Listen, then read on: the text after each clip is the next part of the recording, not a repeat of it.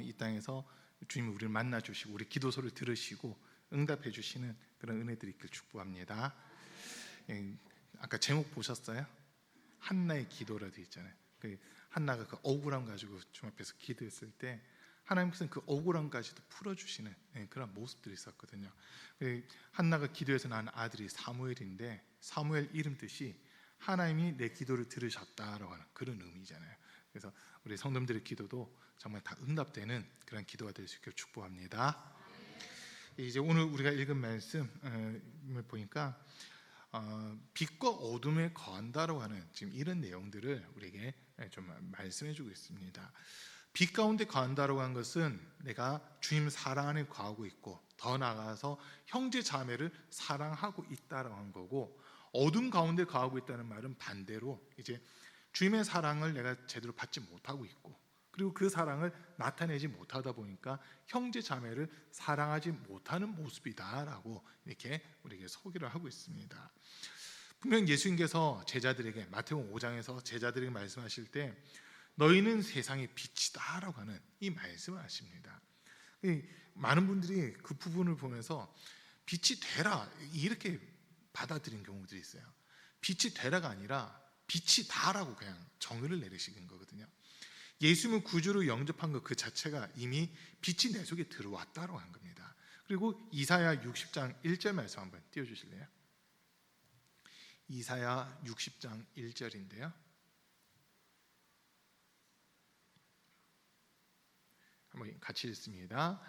일어나라 빛을 발하라 이는 내 빛이 이를 얻고 여호와의 영광이 내 위에 임하였음이니라. 아멘.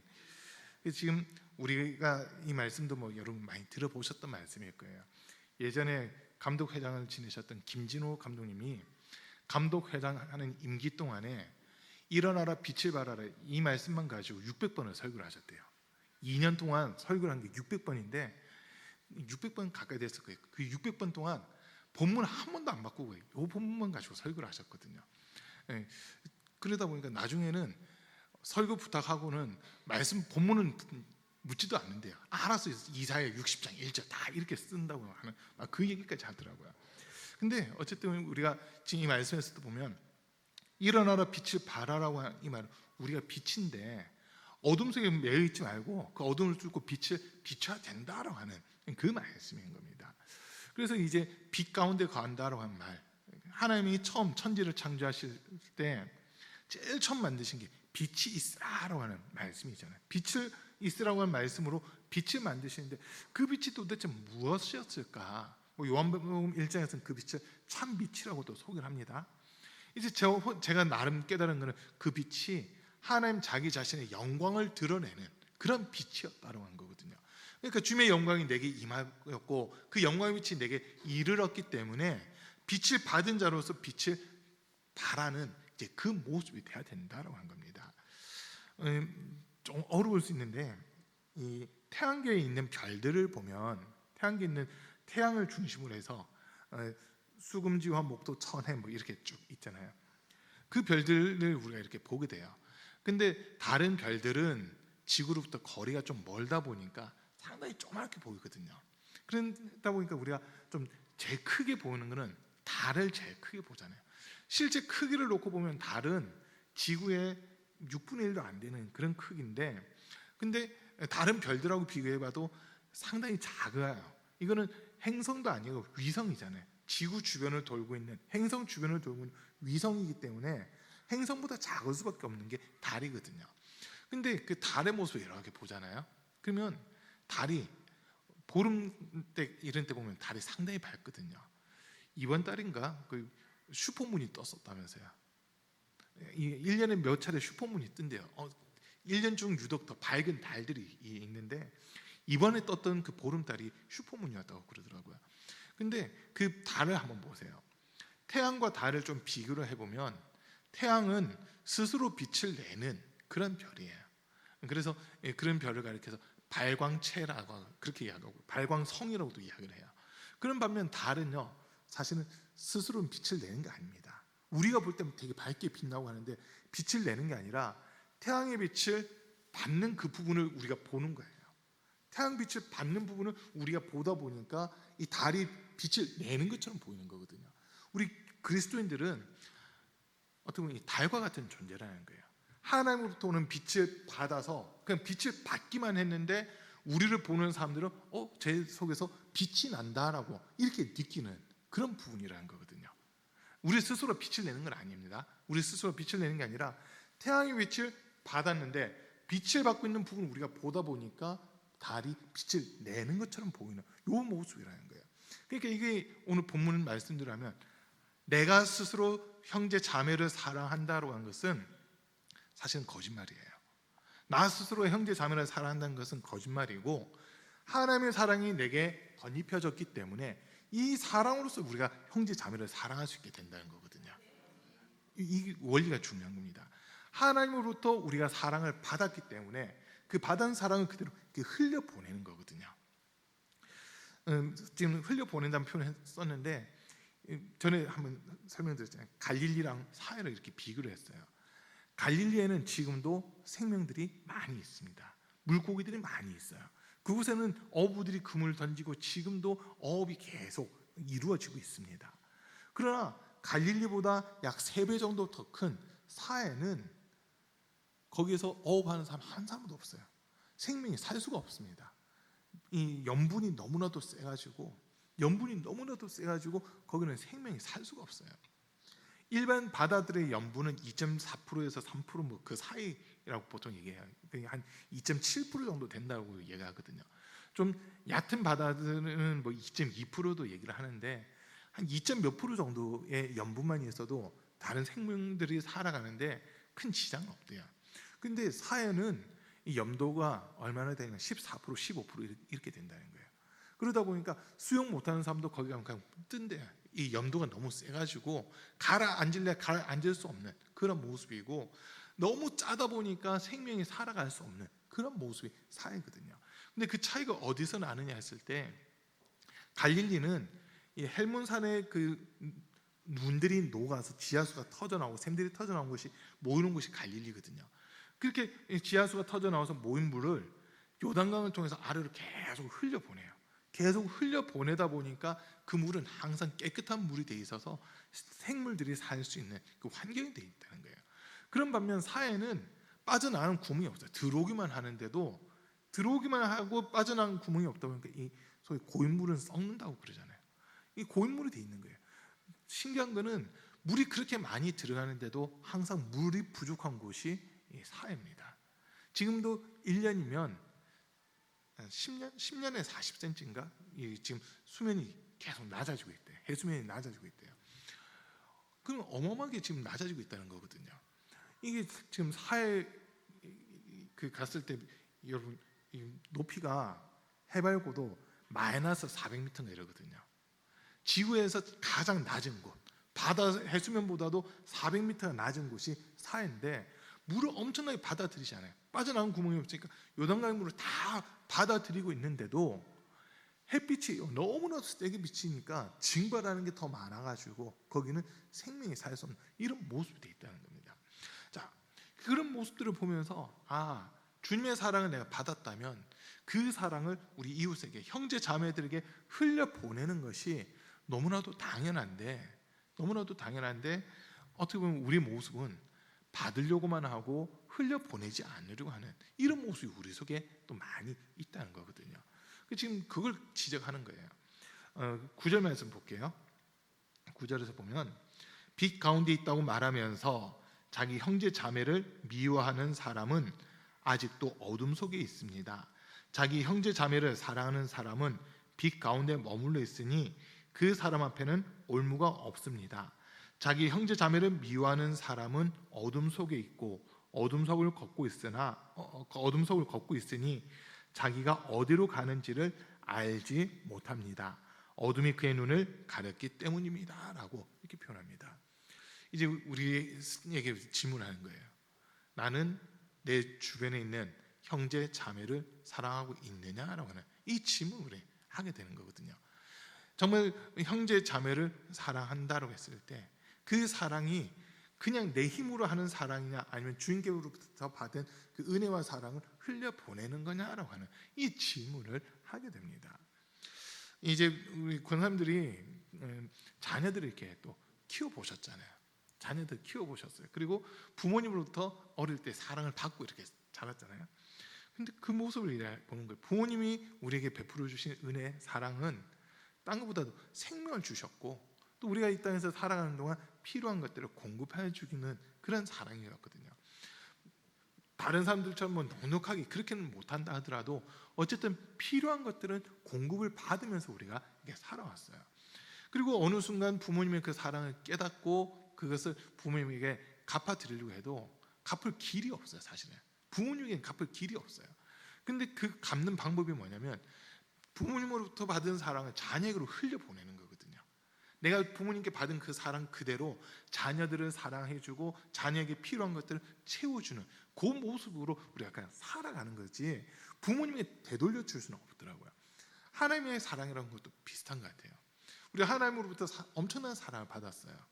요한복음 3장 16절 말씀을 보면 하나님이 세상을 이처럼 사랑하사 독생자를 주셨으니 이는 그를 믿는 자마다 멸망하지 않고 영생을 얻게 하려 하심이라 라고 하는 이 말씀을 우리에게 주시는데, 하나님의 사랑은 독생자를 죽이고 우리에게 생명을 주시는 그런 사랑이거든요. 그러면 그 사랑을 갚는 것은 생명으로밖에 갚을 수가 없어요. 우리의 생명을 주님께 내놔야 하지만 그 사랑 갚게 되는데, 사실 그렇게 할 자신은 없잖아요. 어떻게 여러분 생명 내놓을 수 있으세요? 찬양은 많이 해요. 나의 생명 주님께 드리겠다고 막 찬양은 하는데 어떻게 진짜 그렇게 살아가실 수 있나요? 아직 저 뭔가 해야 될 게 많은데요 라고 하는 이런 이야기들을 하지 않을까요? 만약에 오늘 밤까지도 가지 말고 오늘 오예배 끝나고 집에 돌아갈 때 주님께서 이제 너 생명을 나한테 다오 하면서 우리를 부르신다면 여러분 뭐라고 대답하시겠어요? 아멘 주님 저 여기 있습니다 하실 겁니까? 아니 주님 조금만 더 기다려 주세요, 아직 저 정리가 안 됐어요. 어떻게 하실 건가요? 어떻게 하실 것 같으세요? 1번이에요 2번이에요? 자,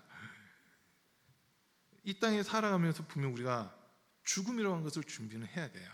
죽음이라고 하는 것을 준비는 해야 되는데 막상 죽음이 내 눈앞에 다가왔다고 했을 때는 내 모습을 돌아보면 그 죽음을 맞이할 준비가 안 돼 있는 경우가 상당히 많거든요. 상당히 많아요. 근데 이제 그 죽음이라고 하는 것 앞에서도 당당할 수 있는 것은, 소위 죽음이라고 하는 것을 맞이할 준비가 돼 있는 사람들은 죽음 앞에서도 당당합니다. 나 죽더라도 나 죽으면 천국 가는 거고, 지옥이 남아있으면 지옥은 아니고요, 남아있으면 주님의 일을 하는 거니까 이 마음이 정확하게 있는 사람들은 죽음도 두렵지 않아요. 왜냐하면 죽으면 천국이잖아요. 여러분 어떻게 천국이 지금 눈앞에 보이세요? 안 보이시는 건가요? 우리가 죽으면 천국, 살아남아 있으면 주의 일, 요 마음만 정확하게 가지고 있으면요, 그 사람은 죽음에 대한 준비는 다 돼 있는 거예요. 그런데 실제 우리 모습은 말은 그렇게 하잖아요. 주님을 위해 살겠습니다, 주님 위해 죽겠습니다, 주님 위해 내가 충성하겠습니다 하는데 정작 오늘 주님이 나더러 오라 하시면 주님 저 아직 준비 안 됐는데요, 이게 우리의 모습이거든요. 근데 그것을 준비하는 방법이 뭐냐라고 했을 때 오늘 말씀에서는 형제와 자매를 사랑하는 거다라고 하는 이 말씀을 우리에게 가르쳐주고 있습니다. 예수님이 베드로에게 부활하신 후에, 예수님께서 부활하신 후에 베드로에게 찾아오셔서 물으시잖아요. 요한복음 20장 15절부터 17절의 말씀을 보면 요한의 아들 시몬아 너가 여기 있는 다른 사람들보다도 나를 더 사랑하느냐라고 하는 이 질문을 하시거든요. 다른 사람보다 나를 더 사랑하느냐라고 하는 이 말씀에서 볼 때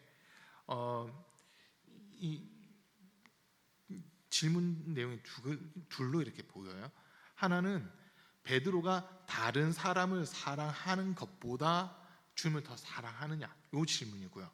두 번째는 다른 사람들이 예수님을 사랑하는 것보다 베드로가 예수님을 더 사랑하느냐라고, 이 질문이 둘 다 가능해요. 그러니까 이제 베드로가 다른 사람을 사랑하는 것보다 예수님을 더 사랑하는지, 아니면 다른 사람들이 예수님을 사랑하는 것보다 베드로가 예수님을 더 사랑하는지, 그 부분이거든요. 베드로 입장에서 보면 예수님을 사랑한다고는 하는데 이 예수님은 그 수준을 알고 싶으신 거예요. 다른 사람들이 나를 사랑한 것만큼 사랑하는지, 아니면 다른 사람들이 나를 사랑하는 것보다 너가 나를 더 사랑하는지, 이걸 알고 싶다. 이게 첫 번째고요. 두 번째는 너가 사랑한다고 할 때 너 주변에 있는 형제 자매들, 동료들을 사랑한 것만큼 나를 사랑하느냐, 아니면 그보다 나를 더 사랑하느냐, 두 가지 질문이 다 가능한 거거든요. 두 가지 다 가능해요. 근데 베드로는 첫 번째와 두 번째 질문에 대해서는 그냥 자신 있게 대답했잖아요. 내가 주를 사랑하는 줄 주께서 아시나이다라고 하는 그 대답을 합니다. 그런데 세 번째 예수님이 물으셨을 때는 베드로가 근심했다고 돼 있거든요. 근심하면서 모든 것을 아쉬움에 내가 주를 사랑하는 줄 주께서 아시나이다라고 하는 그 대답을 합니다. 세 번째 대답을 하셨을 때는 베드로가 쉽게 대답하지 못하는 좀 그런 모습들이었어요. 왜 그랬을까라고 했을 때 베드로를 향한 주님의 사랑, 그러니까 예수님이 베드로에게 다른 질문을 하실 수도 있는 상황이잖아요. 너 그때 나 모른다 했지, 너 그때 나 모른다 했지, 이거 가지고 책망을 할 수도 있는 상황인데 예수는 그렇게 하지 않으시고 너가 나를 사랑하느냐라는 질문 바꾸셨거든요. 그 말 속에는 너가 그 전에 나를 모른다고 3번이나 부인하고 맹세하고 저주까지 했음에도 나는 여전히 너를 사랑하고 있는데 너는 지금은 어떠니라고 하는 이 질문이기도 합니다. 그 전에 예수님을 모른다 부인했던 거, 저주했던 거, 맹세했던 것들에 대해서 책임을 묻는 것이 아니라 비록 그때 너가 그렇게 모른다고 했지만 지금은 어떠니라고 하는 이 질문인 거거든요. 그러니까 첫 번째와 두 번째 베드로의 대답은 어떻게 보면 형식적인 대답이었습니다. 온 마음을 다한 대답이었다기보다는 예수님 앞에 계시니까 당연히 사랑한다고 해야지라는 그런 고백이었거든요. 그런데 세 번째만큼은 베드로가 근심하고 고민할 수밖에 없는 그런 부분이었던 거죠. 그걸 보면서 형제 사랑한다고 하는 거, 이 요한일서에 있는 말씀들을 놓고 보면 우리가 하나님을 사랑한다는 것을 어떻게 알 수 있느냐 했을 때 우리가 형제를 사랑하는 모습을 통해서 하나님 사랑하는 것을 알 수 있다고 한 거거든요. 아주 어려운 거예요, 이게.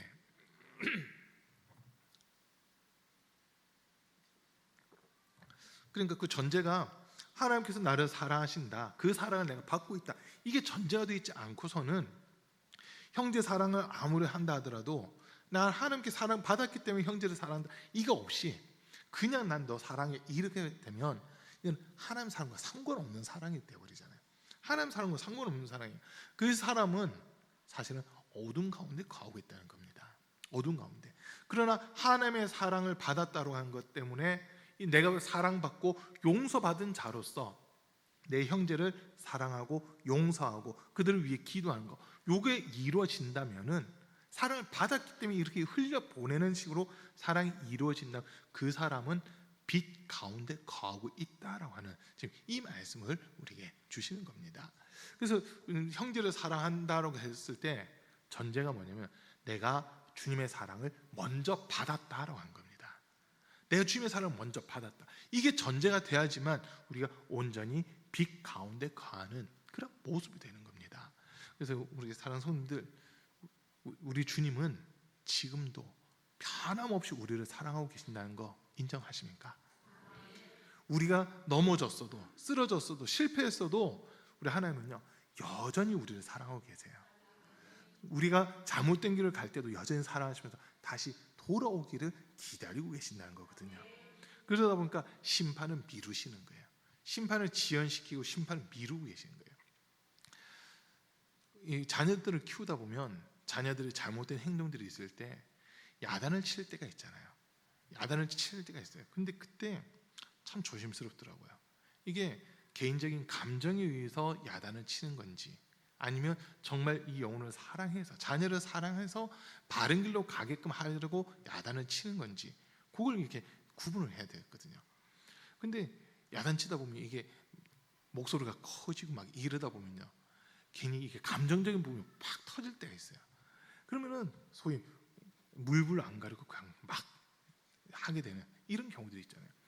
책망할 건 분명히 책망을 해야 되는데 그 속에 사랑이 담겨 있는 채로 책망하면 자녀를 살리는 거지만 사랑하는 마음 없이 자녀를 책망하게 되면 우리 자녀를 잘못된 길로 이끄는 그런 모습이 되더라는 거거든요.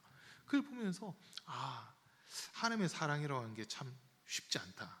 사랑하면서 산다고 하는 게 쉽지 않다라고 하는 거, 이걸 많이 느끼게 돼요. 그 사랑에는 반드시 두 가지가 전제가 돼야 됩니다. 하나는 희생이고요, 하나는 용서거든요. 희생과 용서, 이 두 가지가 전제돼야지만 사랑이 온전히 이루어진다는 겁니다. 이 베드로와 제자들이 예수님께 묻잖아요. 주님, 형제가 나에게 잘못하면, 죄를 범하면 몇 번까지 용서하면 되겠습니까? 7번까지 용서하면 되겠습니까? 라고 하는 이 이야기를 해요. 그때 예수님께서 하시는 대답은 7번뿐 아니라 7번씩 70번이라도, 또는 70번씩 7번이라도 용서하라고 하는 말씀을 하시잖아요. 그렇게 말씀하신다는 것은 우리 예수님께서 우리를 그렇게 용서해 주겠다고 하는 거거든요. 하나님의 사랑으로서 우리를 받아주시고, 우리가 어떤 죄를 지었던, 얼마나 많은 죄를 범했든 그것에 대해서 묻는 것이 아니라 우리가 잘못했다 할 때마다 우리 주님은 용서해 주시겠다고 하는 그 의미예요. 그 용서라고 하는 사랑을 받은 사람은 다른 사람이 내게 잘못했다 하더라도 그것을 정죄하거나 이렇게 몰아내는 것이 아니라 그 사람은 오히려 사랑한 마음 품고 기도하게 된다고 하는 겁니다. 기도하게 된다는데, 예수님께서 가르쳐 주신 말씀들을 이렇게 보면 형제를 내 이웃을 내 몸과 같이 사랑하라는 말씀을 주시면서 원수를 사랑하래요. 원수를 사랑하래요. 너를 욕하고 핍박한 자, 그들을 위해 더 기도해주고 그들을 더 사랑해야 된다라고 하는 이런 말씀을 하시거든요.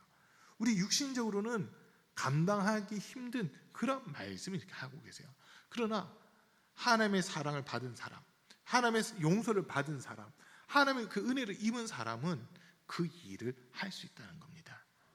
받아본 적이 없는 사람, 하나님의 사랑을 받아본 적이 없는 사람은 다른 사람을 사랑하는 것이 너무나도 어려워요. 너무나도 힘들어요.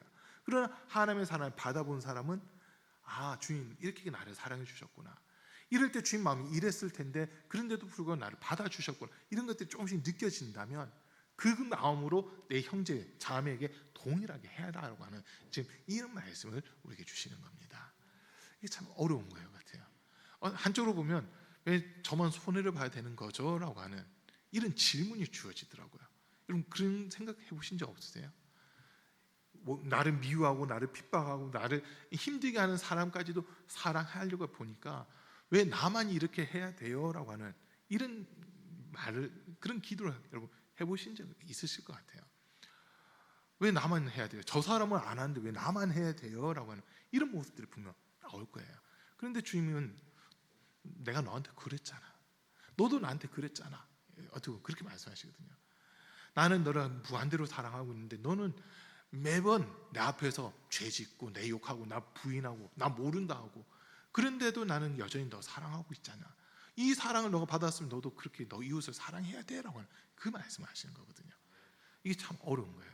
그래서 사랑을 받아본 사람만, 하나님의 사랑을 제대로 경험하고 그 받아본 사람만 이웃을 제대로 사랑할 수 있다라고 하는 거, 이걸 우리가 깨닫게 됩니다. 그 사랑의 원자탄이라고 불려지는 손양원 목사님 보세요. 그 자기 아들을 죽인 공산 괴뢰군을 갖다가 양자로 삼잖아요. 양자로 삼아요. 그때 이제 이 낙동강 전선을 제거 전체가 북해에서 이렇게 침공당했을 때, 침공당했다가 이제 그 10월 25일 날 인천 상륙 작전을 하고 10월 28일 날 서울 수복하고 하면서 북한군이 다시 위로 쫙 후퇴하잖아요. 그때 그 여수 쪽에서 사람들이 이 손양원 목사님의 아들을 죽인 사람을 잡아가지고 데리고 왔거든요. 데리고 와서 손양원 목사님 앞에 무릎 꿇히고는 소위 그 멍석 같은 거 이렇게 해가지고 그걸로 똘똘 말아서 온 사람, 동네 사람들이 몽둥이로 그냥 주들을 패 죽이려고 했어요. 사실은 패 죽이려고 했어요.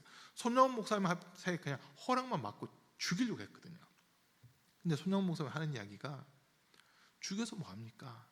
그냥 살려두십시오. 이 사람 내 양아들로 삼겠습니다. 자기 아들 2명을 죽인 사람인데 이 사람은 내 양아들로 삼겠습니다, 이래요. 그러니까 동네 사람들이 깜짝 놀라면서, 목사님 그게 무슨 말씀입니까? 목사님의 아들들을 죽인 원수입니다. 이 사람, 이런 사람은 죽여야 됩니다라고 동네 사람들이 더 발끈하거든요.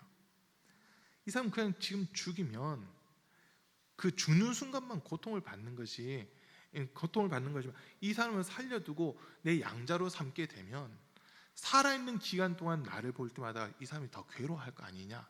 어떻게 보면 복수라고 하는 것도 있지만 그 속에 이 사람은 내가 용서하고 내 아들도 삼겠다라고 하는 더 큰 사랑이 여기에 담겨져 있었던 거거든요.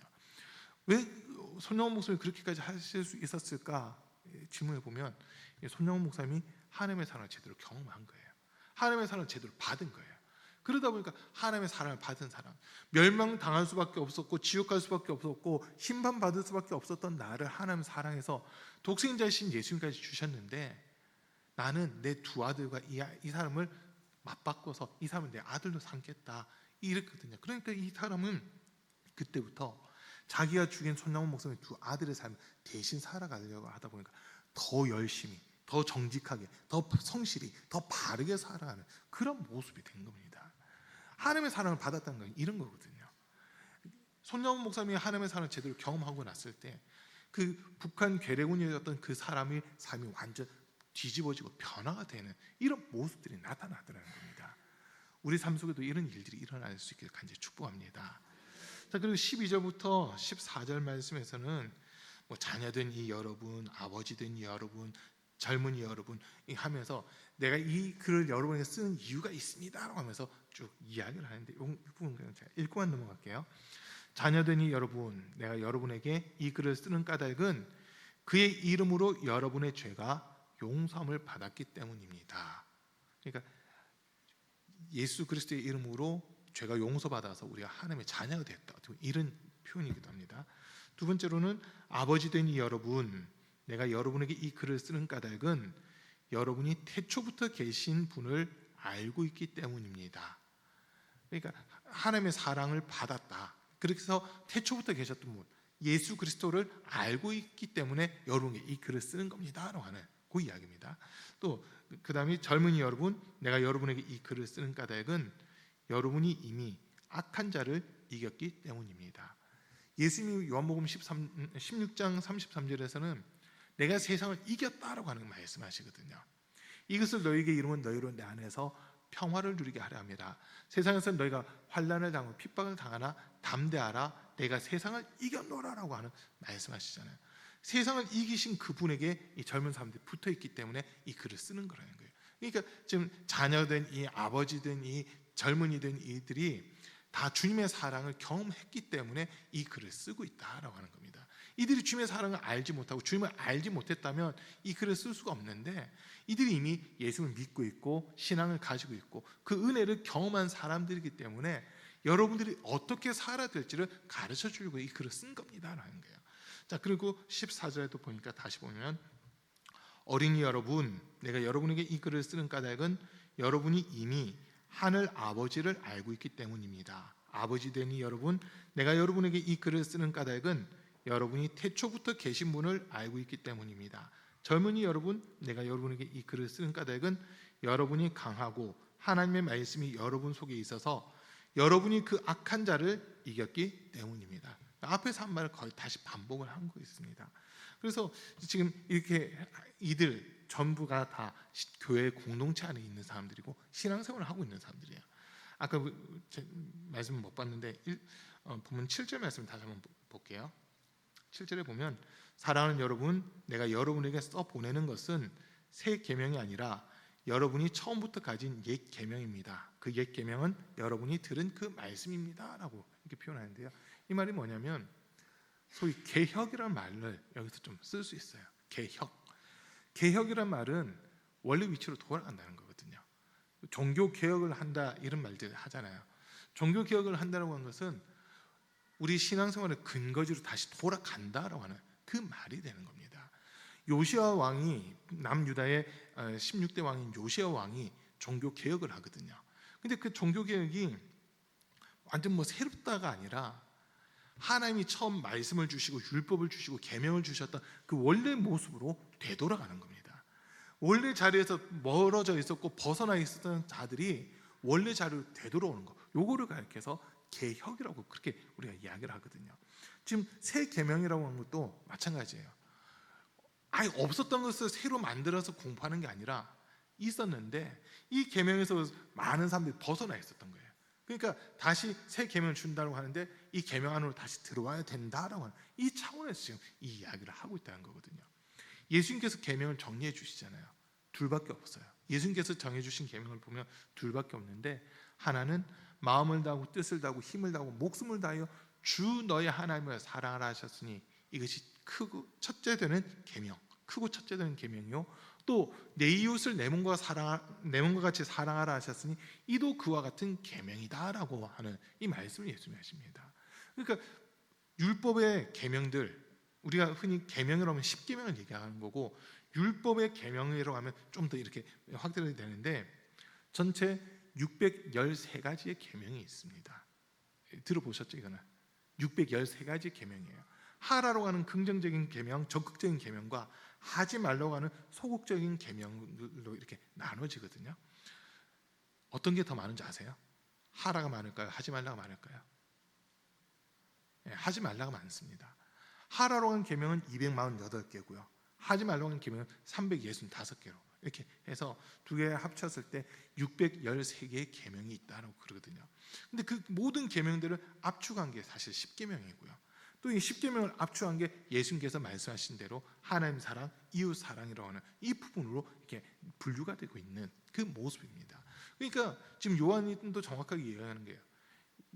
내가 지금 너에게 계명 주는 거는 없었던 걸 새로 만들어서 주는 것이 아니라 이미 있었는데 너희가 잊어버리고 있었고 이 계명에서 벗어나 있었던 거, 그거를 내가 너에게 다시 일러준다라고 하면서 원래 위치로 돌아오라고 하는 지금 이 차원에서 이 말씀들을 주고 있습니다. 자, 그리고 15절 말씀 보면요, 여러분은 세상이나 세상에 있는 것들을 사랑하지 마십시오. 누가 세상을 사랑하면 그 사람 속에는 하늘 아버지에 대한 사랑이 없습니다. 우리가 육신을 가지고 있기 때문에 이 세상 속에서 살아가는 건 맞아요. 그런데 지금 말씀이 참 어려운 말씀을 우리가 하고 있어요. 세상이나 세상에 속한 것들을 사랑하지 말라라고 그렇게 알려줍니다. 왜냐하면 이 세상에 속한 것들은 16절 말씀에 보면요, 세상에 있는 모든 것, 곧 육체의 욕망과 눈의 욕망과 세상 살림에 대한 자랑은 모두 하늘 아버지에게서 온 것이 아니라 세상에서 온 것이기 때문입니다. 말들을 좀 풀어놨는데, 육신의 정욕, 안목의 정욕, 이생의 자랑, 그런 것들이 세상에 속한 것들이라는 거예요. 그러니까 눈으로 봤을 때 더 좋아 보이는 것을 선택하려고 하는 마음, 남보다 더 큰 거를 가지려고 하는 마음, 막 이런 것들이 있잖아요. 그리고 다른 사람들과 비교할 때 나 이만큼 있는데라고 하면서 내가 가진 것을 자랑하려고 하는 마음들, 그런 것들이 다 어디서부터 오느냐면 세상으로부터 온다라고 하는 겁니다. 세상으로부터. 그 세상으로부터 온다는 것은 하나님과 상관없는 것들이다 하는 거거든요. 하나님과 상관없는 것.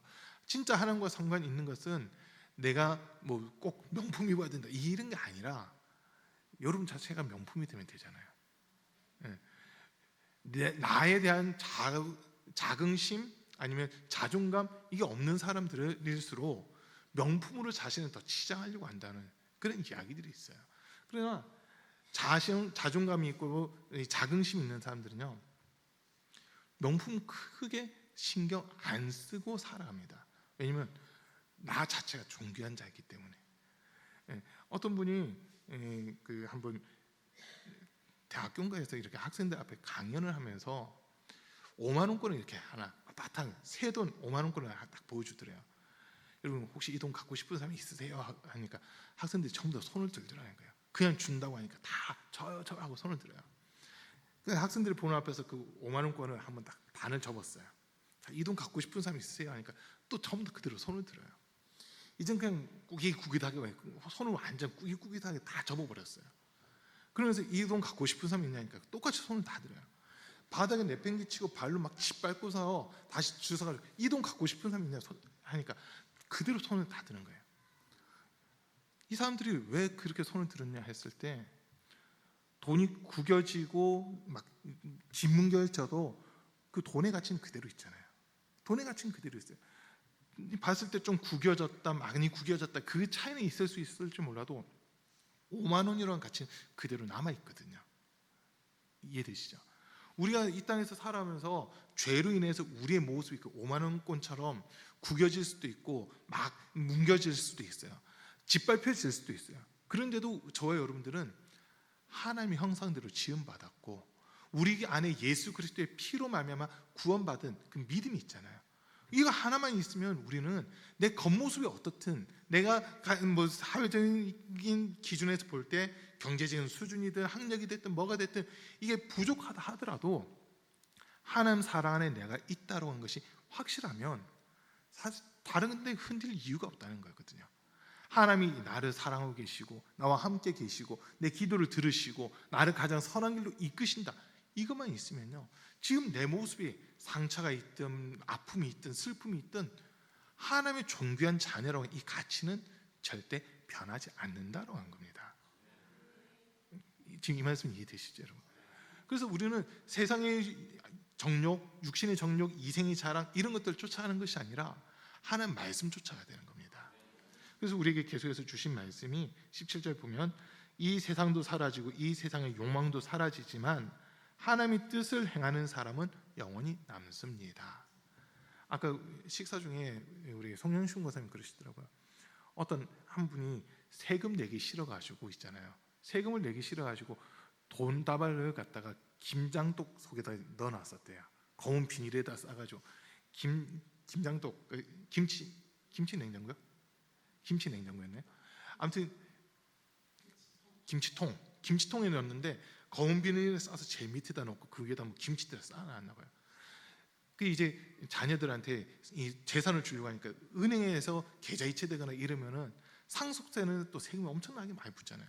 그 세금 내기 싫어가지고 꽁꽁 숨겨뒀었는데 이 세무서에서 조사를 나와가지고 냉장고까지 다 뒤졌나 봐요. 그 김치통까지 다 뒤져가지고 그 돈이 발견되니까 그냥 국가에 다 뺏겨버리는 그런 일들이 있더래요. 전 그 얘기 들으면서 진짜 불쌍하다. 그렇게 돈 모아놓고 쓰지도 못하고 죽게 생겼네. 막 이런 생각이 들더라고요. 그리고 돈 많은 게 자랑 아니에요. 왜냐하면 주님 앞에 갈 때는 우리가 돈 가지고 가는 거 아니거든요. 돈 가지고 가는 거 아니잖아요. 그렇기 때문에 주님 앞에는 오직 우리 믿음만 가지고 가는 거예요. 믿음만 가지고 가는 거예요. 그 믿음은 오늘 마지막 말씀에서 보면 하나님의 뜻을 이루어가는 모습, 요거로 드러나게끔 되어 있습니다. 하나님의 뜻을 이루어가는 모습으로 드러나는데 그거는 오늘 본문 전체를 놓고 보면 형제 자매를 사랑하는 거, 이것으로 연결이 되는 거거든요.